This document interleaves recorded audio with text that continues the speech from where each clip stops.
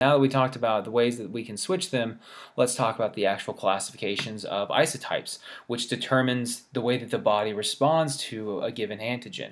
I am allergic to, say, hypothetical situation where I'm allergic to bee stings. If I'm allergic to bee stings, then that means that I have a specific isotype binding to bee stings that doesn't normally happen in other people who are not allergic to bee stings. So these are what determines the effector functions. The way that the body responds to the antigens is dictated by the isotype. So the first thing that we're going to talk about is for immunoglobulin classification is IgM. This is really abundant in the primary immune response. This can be found pretty much everywhere in the body, and it has two forms that it exists in. It can exist in a monomeric form and then a pentameric form, which we'll explain why that's important later. Yes, I am writing this super small, but there's a really good reason for this because we got a lot to talk about. Monomeric. So the monomeric form, as you can imagine, this is going to be a bivalent thing. It's just going to have the regular classical structure of an antibody. The pentameric form is literally a ring, if you will, of antibodies kind of going off in this so forth little fashion here. I'm not going to draw every single one. Well, I guess I will. Anyways, pentameric form like this. This pentameric form is formed for the help of a protein known as a J chain, which is a chain. It's going to link them all together. But the purposes of having a pentameric form is that you now have an increased avidity. Increased avidity for binding to pathogens. Okay, so IgM on the whole is pretty much an average antibody. I'm just going to go ahead and consider it average, but it is really good with complement activation. So that's it for IgM. Now let's talk about the next one, which is IgD.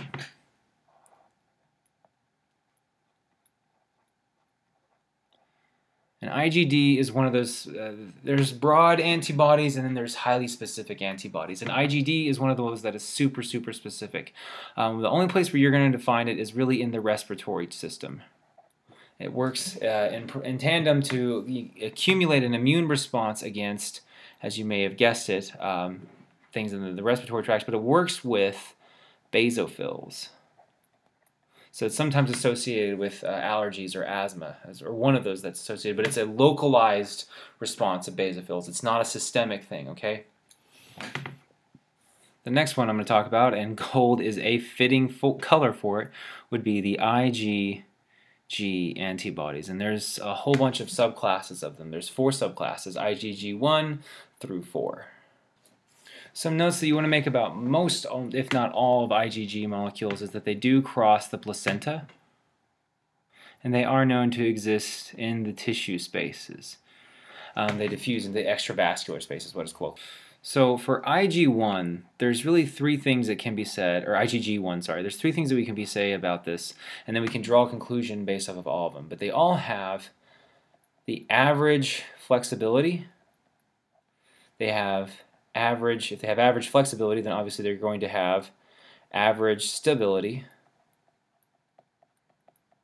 And so if they have average flexibility and average stability, then they're going to be binding to pathogens pretty averagely, and therefore they're going to have average complement activation. So because of their, I guess, average nature, these are the most abundant form of IgG.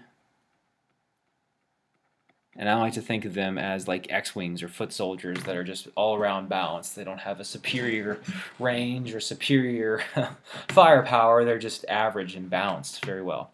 So for IgG2, these are actually, as you'll notice here, they're less flexible, they're less stable, they're kind of on the lower end of the spectrum. We're kind of going in terms of abundance from here to most to least, but I'll kind of reiterate that later. But anyways, for Ig2, this is less flexible than Ig1. And so if it's less flexible, you can obviously assume that that goes in tandem with being more stable. Remember that that's a balancing act there. But the problem of being more stable and therefore less flexible is that you have less complement activation. Less complement activation. For reasons that really weren't very well explained in the textbook in terms of mechanistically, but this is very good for against capsule-containing bacteria. It's very efficient at mounting an immune response against them. I don't really understand why, but that's what it says there. So for IgG3, this is like the sniper or the bomber or whatever you want to think about it, the Y-wing. This is the the most flexible, sorry. The best at activating complement, but it's also the least stable. This is the best at activating complement. Okay, so IgG4 is very, very, very, very weird. It does not activate complement. It does not activate complement whatsoever. Functionally, it does two things. It works as a neutralizing agent, but and also acts as as an anti-inflammatory thing.